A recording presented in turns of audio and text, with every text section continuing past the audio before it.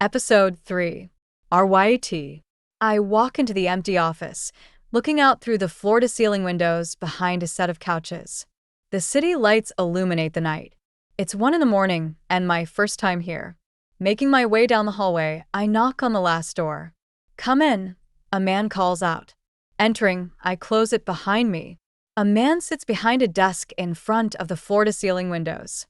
A single lamp glows from the corner of his desk, and I wonder if this is so people won't know he's in his office at this time of night. "You wanted to see me, sir? Have a seat, Riot." He gestures to the chair across from him. Doing as I'm told, I cross my arms over my chest. My senior Lord ceremony was 3 weeks ago. Classes at Barrington University start in 2.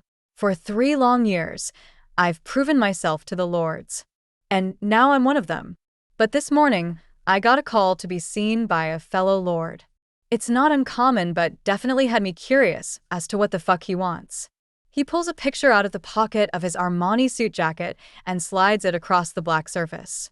"Here is your first assignment." Picking it up, I look it over, but quickly lift my eyes to him once again. "What about her?"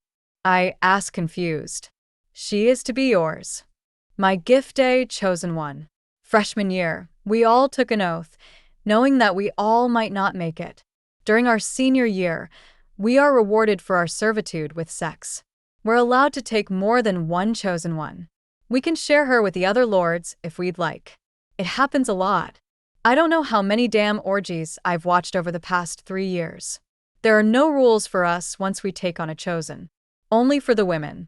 If they accept, they have to willingly take the oath to belong to us, then they are ours. If a friend wants her for a night, we have the power to say yes or no. But if they are caught stepping out, they are punished. Humiliation is key. I snore at his answer and throw the picture down.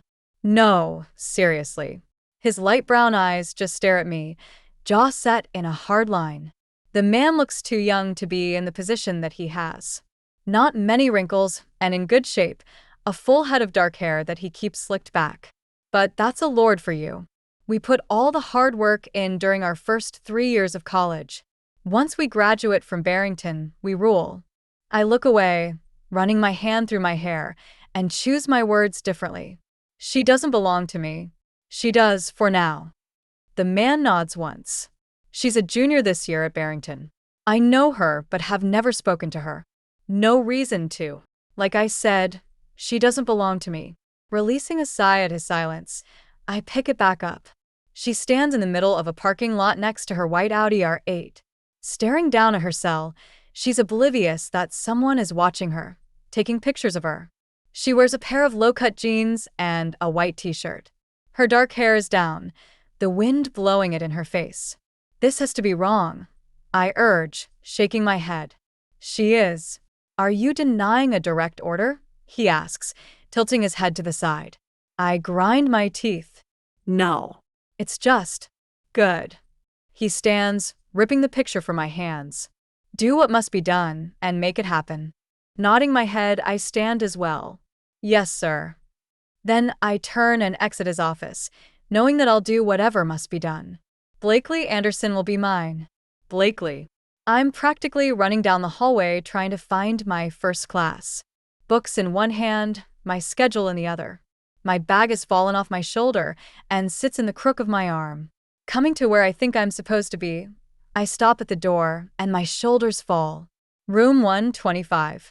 I'm supposed to go to room 152. Ugh. I throw my head back. Son of a bitch.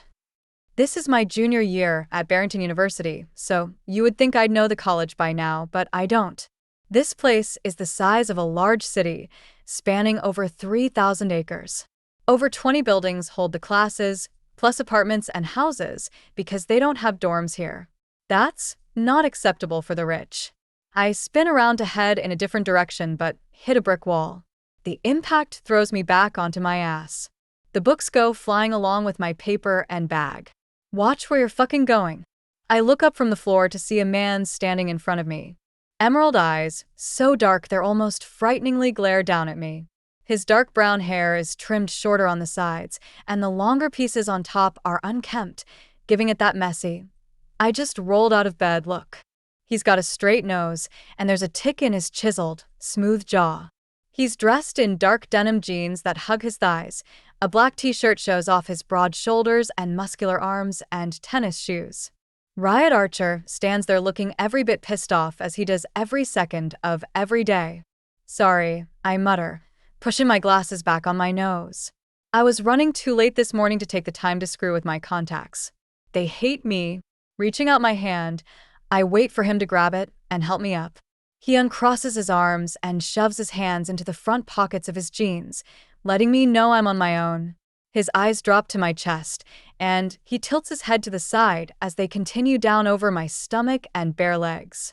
Slowly, he takes in my t-shirt and jean shorts.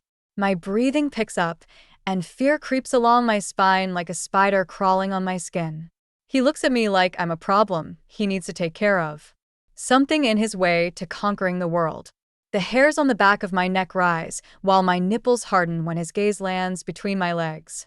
Everything in me tells me to run any other woman would, but I stay sprawled out on the floor like an idiot. The air gets thicker, making it hard to breathe, which just makes my tits bounce when I manage to suck in a deep breath. He takes a step forward, the tip of his shoe knocking into the bottom of mine. There are animals that roam these halls. If you're not careful, one will catch you.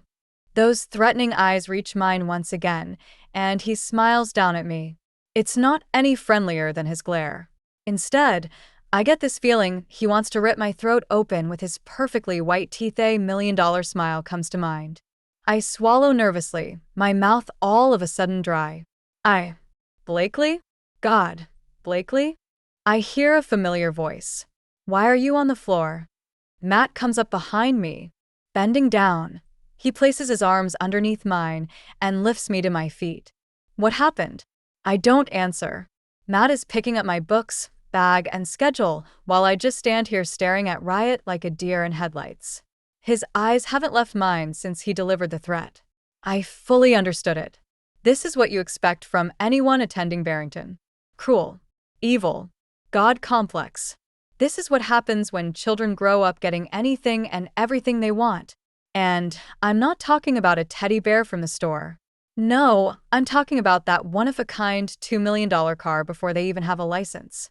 Everything okay here? Matt asks. I look down to see he's left my books stacked on the floor by our feet. My eyes go to Matt, and he's got all his attention on Riot. They're not friends. Not anymore anyway. They were once, but something happened last year, and let's just say they hate each other now. Blakely? Matt snaps, making me jump. Instead of answering him, my eyes shoot to Riot once again. Riot arches a dark brow at me, his green eyes still boring into mine. They're less threatening now and more playful. This is a game to him. Is everything okay here? Yeah, I answer Matt. I don't know Riot very well, but I'm aware of his reputation. You don't want to be on his shit list. Riot blinks, breaking contact, and looks over at Matt. Wiping the smile off his face, Riot steps into him. I hold my breath as Matt cowers. Keep your bitch on a leash. He then looks over at me, his eyes quickly running over my body once again, making my breath quicken. Otherwise, one may assume she's a stray. He puts his attention back on Matt. And well, let's just say you of all people should know that someone may choose to take her from you. With that, he reaches up and shoves Matt into the wall, then walks past us to carry on with his day. Full story is available at novelpalace.com. Click the link in the comment section to get it free.